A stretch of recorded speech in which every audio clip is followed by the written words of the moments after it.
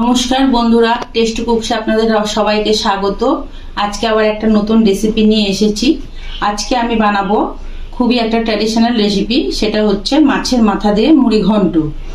মাছের মাথা দিয়ে মুড়ি ঘন্ট বানানোর জন্য এই যে আমি মাছের মাথা কিনে নিয়ে এসে বাজার থেকে নুন হলুদ মাখিয়ে রেখেছি।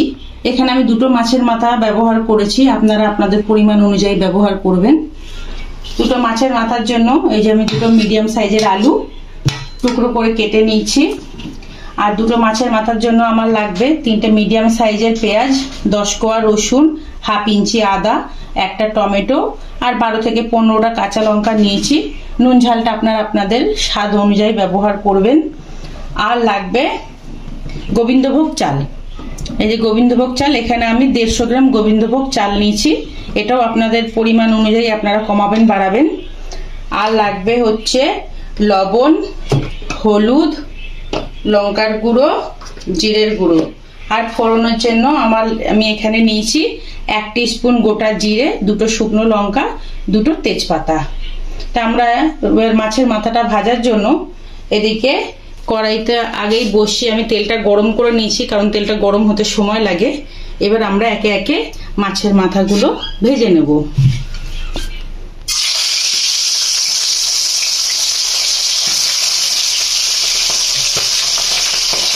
ভাজার সময় একটু সাবধানে ভাজবেন, কারণ খুব তেল ছিটে যেন না লাগে। আমরা মাছের মাথাগুলো ভেজে নিই। আর এদিকে আমরা শুধু আদা, রসুন আর কাঁচা লঙ্কা এইটা পেস্ট করে নেব। বাকি টমেটো আর পেঁয়াজটা কুচিয়ে দেবো।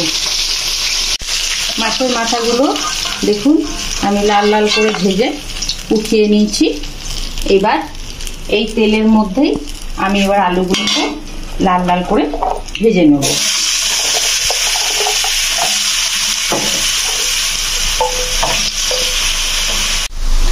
আমরা পেঁয়াজটা আর টমেটোটা কুচি করে কেটে নিয়েছি। আর এদিকে আদা, রসুন আর কাঁচা লঙ্কাটা পেস্ট করে নিয়েছি। আর আমি যে 150 গ্রাম গোবিন্দভোগ চালটা নিয়েছিলাম সেটাকেও আমি খুব ভালো করে ধুয়ে নিয়েছি। আর এদিকে আমার আলু ভাজাটাও হয়ে গেছে। এবার এটা আমি তুলে নেব।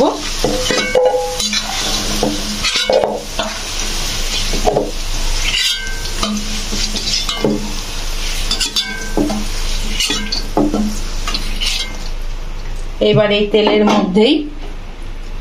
তেলের মধ্যেই এবার আমরা তেজপাতা, জিরে, গোটা জিরেটা আর শুকনো লঙ্কাটা একটু ফাটিয়ে ফোড়ন দিয়ে দেবো।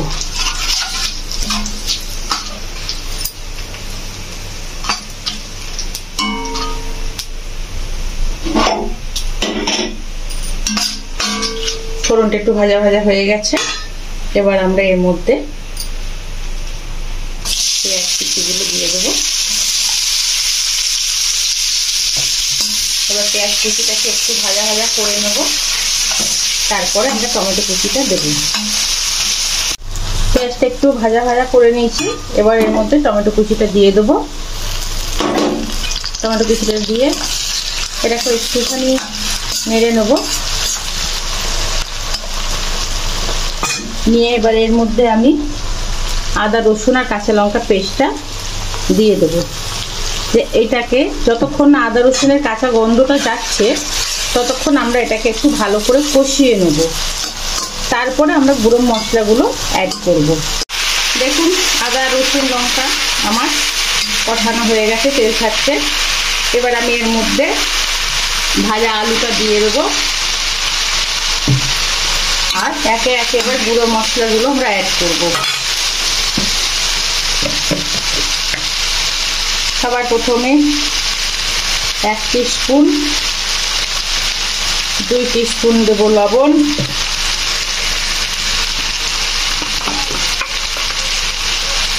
1 টিস্পুন ভরে লঙ্কার গুঁড়ো,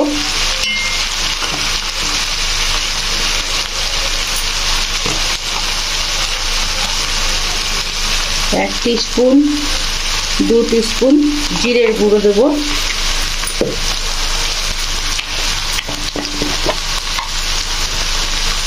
আর দেবো 1 টিস্পুন হলুদের গুঁড়ো।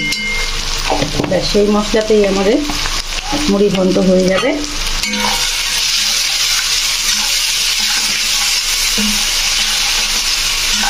হালকা একটু জল দেবো যাতে গুঁড়ো মশলাগুলো পুড়ে না যায়। দিয়ে এটাকে দিয়ে এবার একটু ভালো করে কষিয়ে নেব। আর এর মধ্যে আমি দেব একটু চিনি, এই যে একদম হাফ টিস্পুন চিনি দেব। চিনি দিলে পারে প্রতিটা রান্নাতেই নুন ঝালটা ব্যালেন্স হয়। তাই বলে এই নয় যে আবার ডালের মধ্যে চিনি দিয়ে দেবো, কিছু কিছু রান্নাতেই দেওয়া হয়।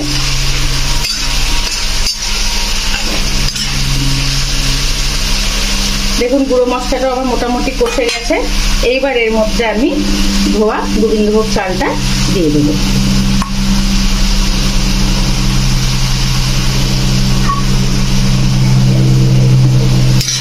এইবার এই চালটা দিয়ে আলুটা দিয়ে মশলাটা খুব ভালো করে কষিয়ে নেব। আমাদের চাল আলু মশলা দেখুন একদম সুন্দরভাবে কষে গেছে। এবার আমরা এর মধ্যে জল দেব। মুড়ি ঘন্ট কিন্তু বেশি ঝোল ঝোল হয় না, মাখা মাখাই হয়, সেই জন্য পরিমাণটা দেখে নিয়ে জল দেবেন। আমার 150 গ্রাম চাল তো মোটামুটি আমার 300 ml মতন জল লাগবে। আপনারাও সেরকম একটা অনুপাত ভাগ করে নিয়ে জল দেবেন। এবার এটাকে আমরা ঢেকে দেব, কারণ চালটা সেদ্ধ হওয়ার জন্য। যতক্ষণ আমাদের চালটা সেদ্ধ হচ্ছে ততক্ষণ আমরা একটু মাছের মাথাগুলোকে ছোট করে নেব। এত বড় বড় তো পাতে দিতেও খারাপ লাগে, আবার হাতাতে তুলতেও অসুবিধা। এই একেবারে গুঁড়ো করবো না, জাস্ট একটু ভেঙে ছোট করে নেব। হাত দিয়েই হয়ে যাবে কাজটা।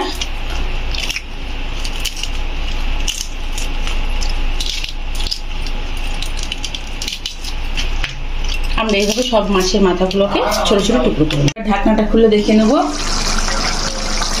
মোটামুটি ঝোলটা ফুটে রেডি হয়ে গেছে।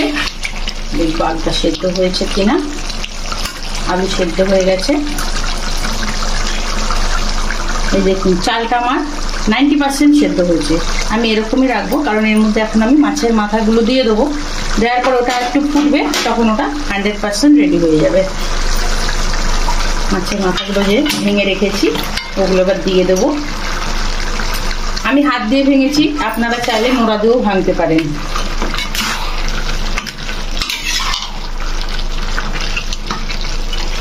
দেখুন আমি যতটা ঝোল দিয়েছিলাম, এই যে এরকমই মাখা মাখা হবে, এই জন্য আমি দিয়েছি। মুড়ি ঘন্টতে বেশি ঝোল চলে না, ভালো লাগে না।